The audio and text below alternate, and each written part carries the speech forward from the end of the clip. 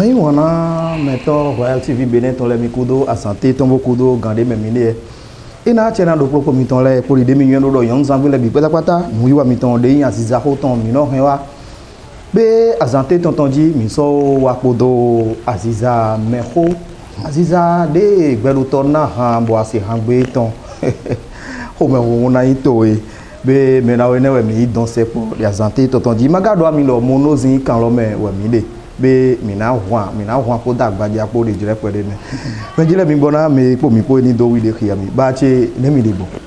do gandi mi do kede ya do kede peto de ko mi don bele lo me le ko e fon iyo mi do mi de khia me de do mi pon do Royal TV Bénin you know you love me do Besanvi Albert Kofi bon azizayin continue yin pesi so la wadi no fo agbaja pele Badia pere we mi ga do agbesi zolawaji mejile ndido ena yi ko me kunu da o de mi de mi mo me da o ene pataki o renu kicha ton ran ko eti to lo me don kicha Louise kicha Denise ena yi ko me kunu da o de do mi o do agbaja bi odi e ma po mi abo agbaja to te si azanji ni do yi do agbesi zolawaji na we jogbon kaka wo mi do agbesi zolawaji ni te si azanji de jodo ewe ndomlo de mbe loto yopovu ma yembedo ai hu danwe bo me hole to kipon mi bro vie nde na de tresi bo ena de temps bo yewe club na mi gbesi lo e bayi gbesi we hate e hatu vivi lo gbenwe na sete so la wadi lo ndomlo amo to village me to le nde no yin apata eno ya zaba bo ino ba eto village le bo eto molo eno papa le de ezan journée etondo de ye wazondo ye no akpele tatin start to hujayi mo bo ndo ho eno apatam lo azavalo glo o eno no azavalo ba eto ton eno azavalo awuli mion bo ye ma ye ti azokwen bo azavalo awuli mion to le po na ti te mo na ti mion lo donc to flen di na to la wadi si tume nyewe ni apatam la nyewe ya zavalo endo mi oje dije to le ko na ka do mo ba ti zo la be yi ko zo la wadi lo ne yi ko mi ton to meyume eno do tume eno do tume bo a se ko de do ite e ma yo bo si ko Albert ne nyama mo la ho e na je na mi ba o me le no je han mi ton me alo mi le mi fon po mo be han do mi do yo po bu mi ton no wa de o to ti no ji ha o ye we gbese no e bo nyama ka bi ton titan yesu ma yan pi de nlo ton wa club bon toto do mele si abameto igbete ni karando mi de agba titan ton de o ipe na bi mo ndị agba titan ton ro 1973 amo tuba 73 na wa bo na de agba ton ko to haji tuba révolution wa ko to haji ko to émission bayi to radio wenen radio lo poge weti radio daome bon mi podo mama mi ton cousine Angèle po e mi no ba yi émission podo yo pole po ko to ha je jo révolution wa don ha te yin me ko ran révolution mi ton be ma yin ko mi le don sin le o bi wa mi la yin na ene mi ga do han gbe te we yin han mi ton titan de mi de ton lo tan ene me ha titan asi galodie révolution wae Benito sarutole mi pa kala foi ati tan ni to tan lo me so we ne lo kaka wa je din agbana bi mo mi kari de tan agbade ni tan popole ko din o bayi ko nukun lopo je ko nukun lopo ko nukun awo mo mi o de tan ni do yira se gbe kan mi tan de le mi no do ati de le fun ogbo nto le mi ogbo nto le ati mi no yiro o le me di o alo ne no do ko to di do be mi ndro se so mi do me hold the medio bo gbele na igbe do hold the medio mi pogea mi poge mi yigea mi yige ma zin bẹ̀rẹ̀ lọ zin la a se zin la lọ agbẹjẹ a se. Vejile bi bola bi ni ajo pasable ngo le ko wa.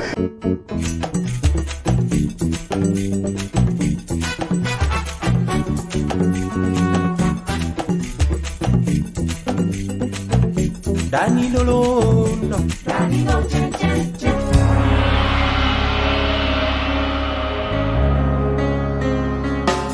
En collaboration avec Royal TV Bénin, l'Église évangélique des Assemblées de Dieu Temple Philadelphie de Dangbo présente L'univers crie sa majesté. Parole de vie. Chantons gloire et puissance. Parole de vie, c'est avec le pasteur Emmanuel Etika. À l'agneau immolé. Enyo ida chena mi bao ba bi nukwangon Royal TV Benin si konton. Pour idea mi molo mi ule kudo ba mi ton zola waji basic po wele mi wa zizako azante tontonji. Nendo mi wa do mongodo na we han lo no abebon. Nendo ye do adi lo mongodo na we han lo abebon. Nga beram lo. Nou pala o, beni va po nou la gbaja po la ou va ou. Nou pala o, ni va po nou agbaja po la ou va vo. Umbe agbodu me agbogo la lelo. Tanye bejo agbodu me agbogo. Mi po agbodu me agbogo. Nonye bejo agbodu me agbogo. Koko na leo. Lo mondo we lo sisto. Boni eno rozi man ko gbele we de godo din la lo. E ma we pari. Ma pa. Papa gbezi bo. E mi no mo asisa lo yi de mo bo lo to no e no zia papa. Non. Azalo comme nous na ma uton e. Fi de gbo wa ma yun e. Adato ipo mo lo. E la ti di ato cinema po nko. Bon, fille de ko na be son fille na photo e ti la cinéma dia o yun a to pi pon ko bo nlo na wa na we Be ma indo de timbo eno zamba sisa do. non a to no na za a ma fide De gbe mi ton de do son ko mo je de keka je bi. E te we yan ti di lo. mo no ha Mo no hande. pari mo nu sifita do ha ma yon din sifita ma yon din nele ajodo jawen belo de te da yi e je na kote Kaka be. Mais abe hanu bro yen aziza oyen bo be hanu bodo gbedo bodo se bi ati fanu aha fifanu be to na ipo plepo E we nu mi le mi to asisa zan. Bodo we nu asisa di ton le wa de. Fo gbin pon te we mi ga do we mo de. dai we dem mi to handi adora nyon de to adoate parce que fi de to agbato na hote yesu ma friend beto na ko nyon de doate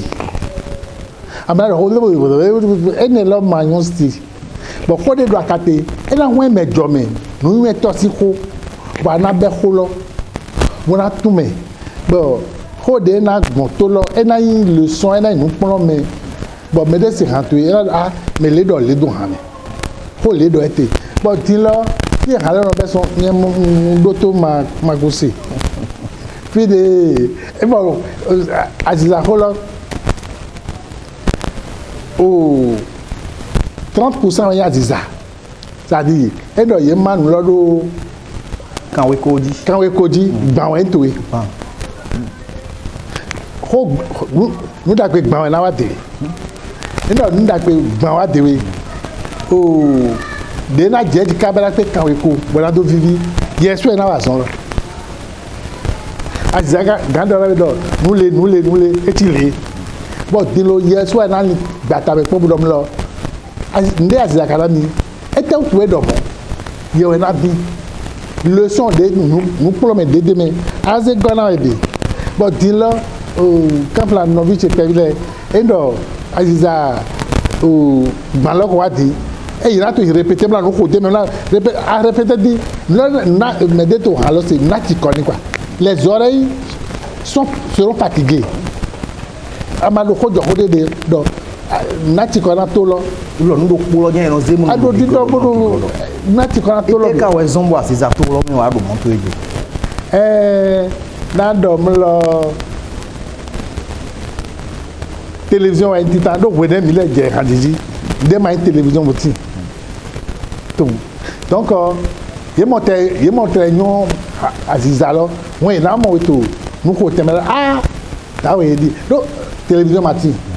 di comme télévision wa ti bọ̀ káfíńlá ní ma dúró àsọdé náà kpọ́n táwọn bọ̀ mi lọ sún náà yà sí náà gá télévision náà sọ́n bọ̀ mi náà dókì yá mi dé lọ mi lọ sún àti náà ẹ̀wẹ̀ mi yìí di bọ̀ dàdé mi la àti náà sí dàdé yìí do ní ẹ̀dí nyẹ́ma dó dà kpọ́n. Tu vois. Bon, dis-le. Bon, il est ton bon voilà, mi ton maillot. Bon, d'ailleurs, il a d'eau. Bon, d'ailleurs, il a dit, quand là, ton village, d'amène dans mon côté, mais vous nous y allons. Mais vous l'avez d'eau d'ailleurs. Ah maman. L'homme a gardé d'adi d'eau l'homme. Ah son l'homme est un amour. Tu vois. Bon, il est baillé à grand le pot. Alors il a baillé lancement. Bon, il a baillé lancement là. Il a dit aux politiciens, alors pourquoi on l'a dit. Qui est qu'à lancer depuis le premier halal de il a lancé à Gbalor sort de Holland et mon dit ça non ça comme dire non dire mais était il m'a baillé lancement na do ba kaji il m'a baillé lancement bodi a ko di ha to edv beaucoup de hodé mais il a ho il m'a une cérémonie organisée au lancement bon surtout ñom si mi ton les sœur mi ton les il est non lancé do il non lancé ni dégué il non lancé nous dégué papa tu es non lancé mon gars non là tu ici bon non lancé il non lancé mais là dit do mi do si c'est bon ouais donc c'est sûr donc yo ina chera bi gba o bo de do mi ga pon ite we yeso ga blogo wa ku na nu ni lebo ni ma na so joba oh ma nyo dini o ko lo gbo te pe mi yi no ba ko to ba ma do ki awe do o do aye nde ba ite ako di halabo studio d'abord hantwe endo yisi halo endo kunu eto haji yenanyo normalement nde aso kodo nde adopo adeji ate onde kwate yenanyo me lo gunwe c'est ça la culture endo nordique ayin akoda folode yenanyo no nordique pero haji eyan igemu bo to temenu akoda haji mais nde dore o monosi musi swali c'est comme ça à mon ligne de dit moi baba tire no bayi baba tire no do pantalon no do ko bo mo pon gbede ye ma pele da ye ma do to gbe ye ma do bébé ye ça là ça dit ye do ngba kwa ye do lo profaner surtout yon si mi tole mais na do na hasinole ye na do presque mais ye no to mais ma me ana no boy na do pon ngbo ni me son le e no yon si go mais no vivi na mi et non vivre dans des bonnes non pas amont et mais c'est quoi nous qui côté vous tu vois t'as dû nommer des matos grandi excusez-moi et ouais non des métallisés bon non pas bah yesu akayi non là dire bon tomato aïe nous nous mettons boy no mo mais ouais des bon et il y a cinq pantalons là on pantalon c'est bon et t'as combien athée des athées des yesu athée faut donc des doigts athée mais nous là il faut tout repousser il y a plein de choses. En tout cas, oui, et ton ouais. Mais là, si vous me demandez mon baillement. Alors, si vous dites, bah, tombe pour l'idée, là, si oui. Nous disons, nous devons le voir. Ah, mais, deux n'a pas de moto, vous menez. Papa ne domi mo Hamilton le mikaka hate we inde mi yosu ne domi de sisi poto mi mo pole no dia o na mi bo agbasa mi tono srofu. Ha de no dia o na mi bo gaza ke no srofu no yin ade nze koralo do ne nflin halo no flin pa kuti no flin do ta himewe ngba ya zazon ta bo ndo halo di eno flin do eno flin di we ne to flin but avon lo ho eno ba mo na mi halo di na mi apo oha ti ka mo di le mo oh tera di mi hata mi heikorado kaka ne ba avula ton ikoralo tita lo o hane ça fait longtemps maintenant ikora di o ba ipo konukuluku alors edo vidomi to yi boya ne do mi wa to yi nya o na pili mo dina eyan mi so duro na se gbe mi ton mi yi kan gbe lopo o agban ko mi ton leji bo de mi flin de bo ji ne mi na pon na ma bo yi do di ko rati ade yonu de ole konanu passons yonu me de ole o ni amenyo yonu de ole konanu passons yonu me de ole o ni amenyo yonu de ole konanu kula yonu me de ole o ni amenyo yonu me ete do me alote yon si me e me popo le po wenyo wa e me ka se popo le po egble wa deleti bo you no buy nu beton kon to bo deleti bo mai nu dejuro yi alani papa mi no mo do yo vole no duwe to agban ko mi ton leji di lesson no fa mi no pon ewe lo lewe akabi na we no jogmo kaka bo no ido ko ne dia kan se aso tanwe amlala yo voto me yele mado métronome ye mado ga koki ga kekele mi no ko ye mado e ma to kulki e ton me e ma to hwen do e ton me bo me lo ka o hwen bo wa dewe bo ti dia na ba kaka bo e na yo ga keke hwe bro anya for the deji o yele ma ye mo do e bo tu me no wen do ka ki je no ti e do ma zo si teme o dewe mo ama ganze so ze do chaleur me yozo me donc au fil de Milan non là par un tempo monnaie là puis le climatisé na plein donc ta zone va et na danger y me dit que dance pour donc et colonne de la fa barado à la fois ton dit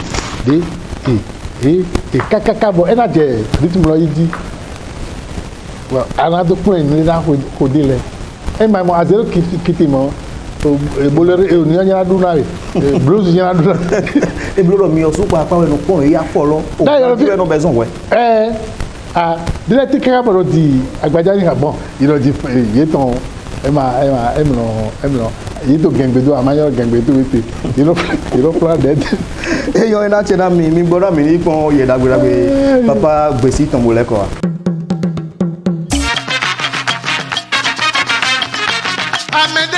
Amede towa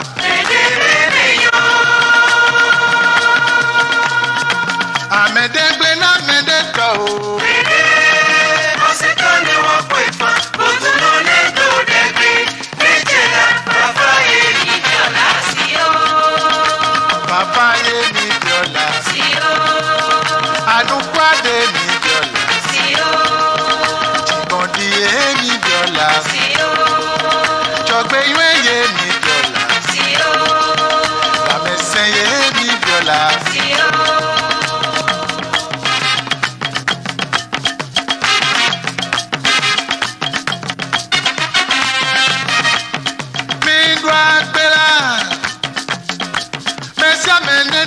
Amede pari amede doble mi do agbera agbe mele kote ola ayo tede madu yo me pero fie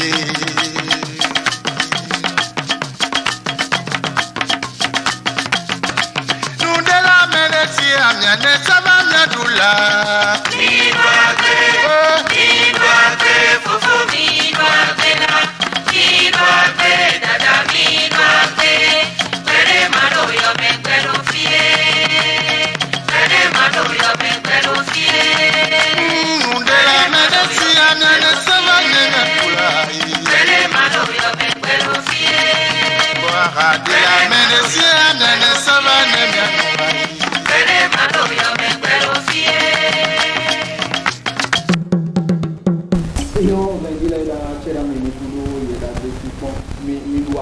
bi do agbe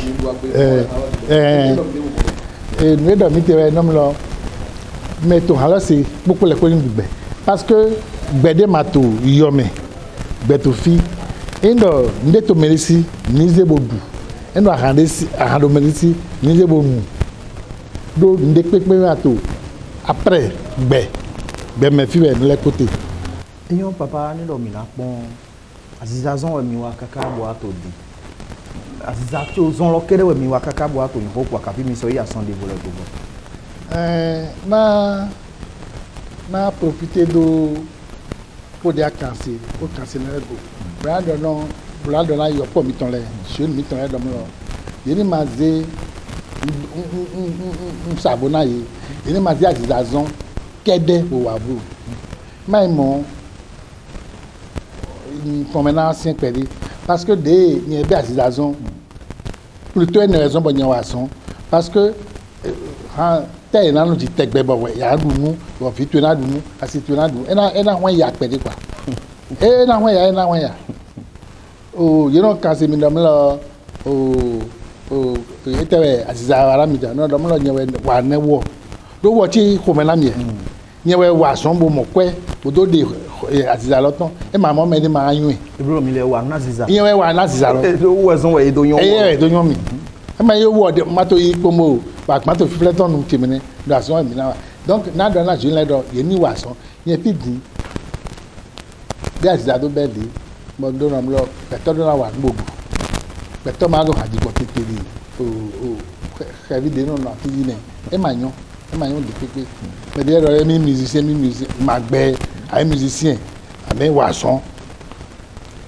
on va Wasson to Sobema pour société béninoise de manutention portuaire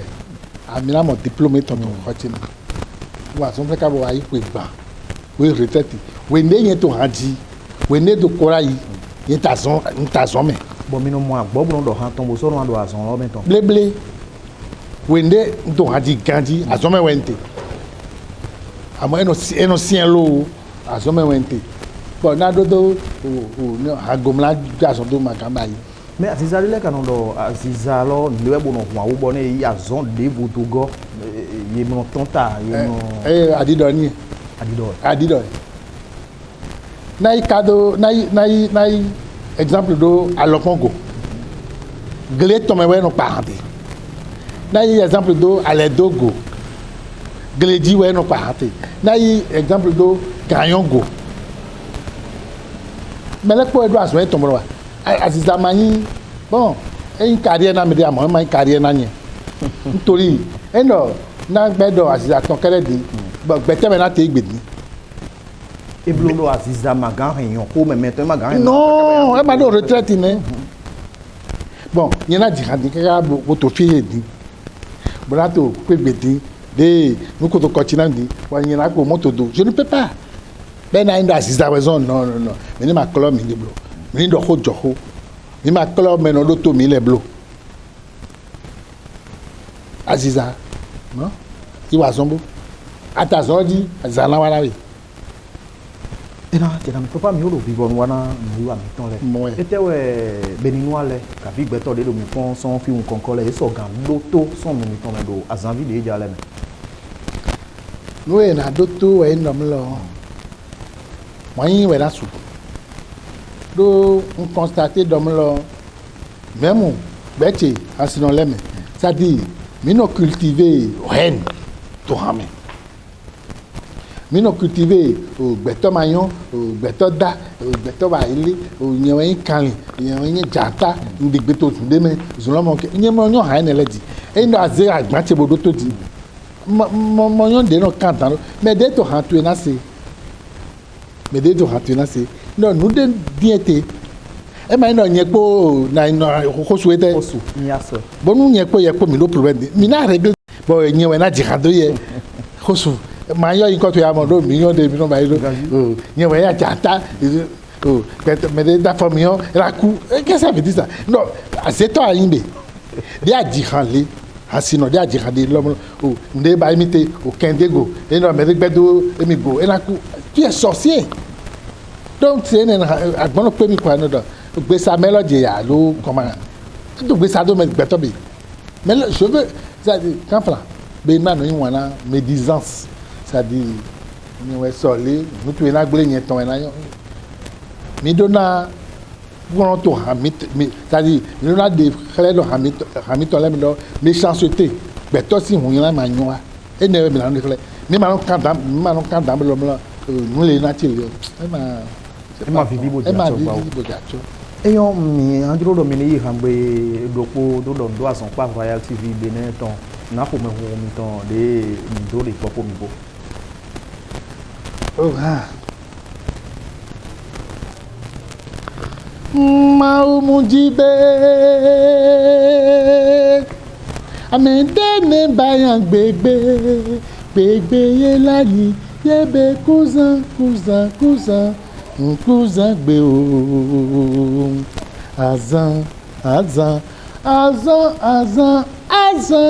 azan wan gbe aye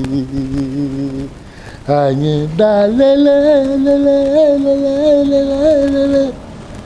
maode lo Benin TV.